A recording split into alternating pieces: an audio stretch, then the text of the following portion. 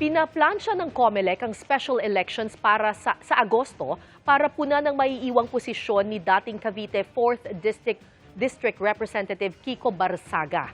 Pinatalsik ng Kamara si Barsaga bilang mambabatas kahapon dahil sa paulit-ulit umanong paglabag sa House rules at tamang decorum. Nakatutok si Rafi Tima.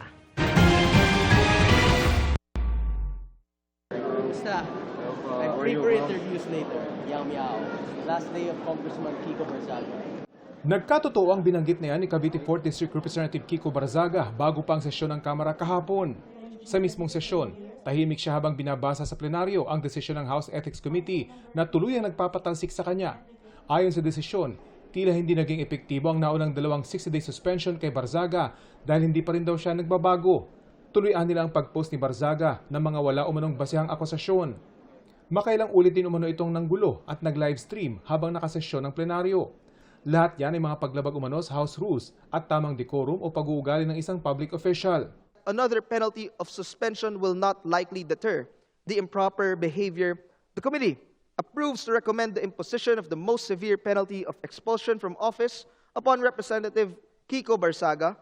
Tila nakasuporta naman sa kanya sina Batangas 1st District Representative Leandro Leviste at Sagip Party List Representative Paulo Marcoleta, habang kinwestiyon ng ilang kongresista kung sapat ba ang mga paglabag para patalsikin sa Kongreso si Barsaga. Ang mga social media posts and speeches ni Kong Kiko Barsaga na bumabatikos sa pamahalaan, gaano man ka-provocative o ka-harsh, ito ay hindi sapat na dahilan upang pagkaitan natin ng kinatawan ang daan-daang libong mamamayan ng Dasmariñas, Cavite. Kahit tawagin niyang House of Crocodiles to, kung hindi naman sira yung integridad ng House, yung bang sinasabi niya ang nakasira? Pero gate ng chairman ng House Ethics Committee, kakaiba ang kaso ni Barsaga. Repetition of a similar misconduct will result to a more severe penalty.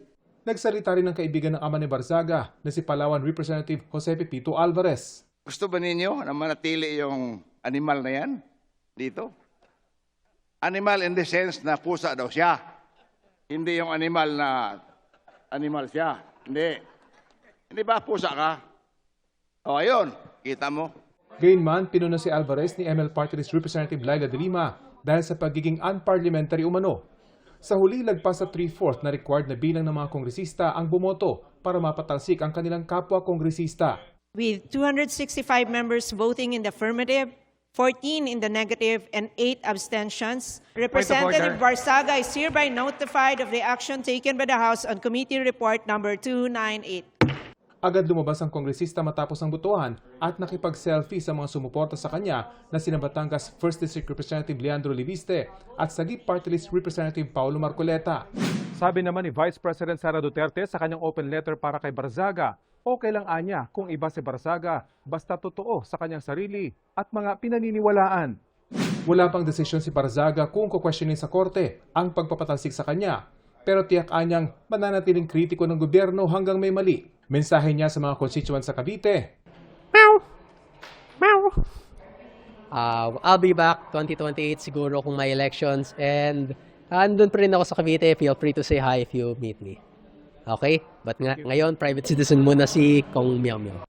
Napag-usapan naman sa COMELEC Anbang Session ang pagsasagawa ng special elections para sa magiging kapalit ni Barsaga sa August 22 o 29. Tayo bibinigyan lamang ng ating saligang batas ng hindi po maaga ng 60 araw at hindi po lalampas ng 70 araw makatapos ang pagkaroon ng pagpapakante dyan sa mababang kapulungan. Ayon sa COMELEC, aabot ng hanggang 200 milyong piso ang kanilang gagastusin para sa special elections sa nag-iisang distrito ng Dasmariñas, Cavite. Halos kalahating milyon daw kasi ang botante rito, kaya may kamahalan para mapalitan ang pinatalsik na kongresista. Mula rito sa Kamara, Rafi Tima, Nakatutok, 24 Oras.